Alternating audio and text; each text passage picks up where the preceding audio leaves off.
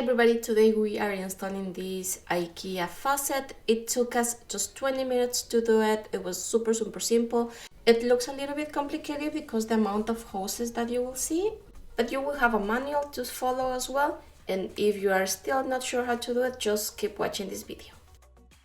Now the faucet has 4 hoses.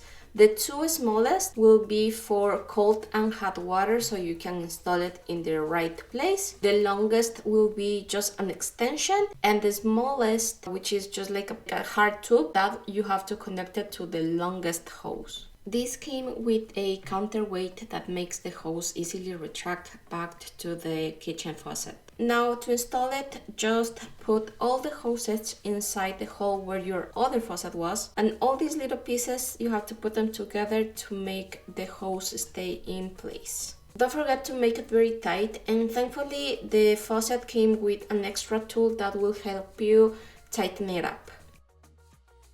Now just connect the hoses to the right water valve. The red one with hot water and the blue one with cold water. Next, you have to add this piece to the harder tube and the longest hose.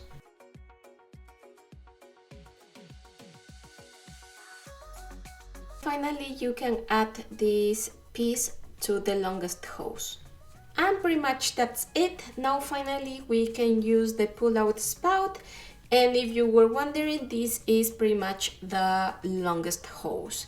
Now to make it go back, that's why we add the counterweight, and that will help you retract the hose back to its position. So far we have been using this faucet for over a year. We still don't have any complaints about it, so we really like it. And that's the video for today. Thank you so much for watching. See you soon. Bye.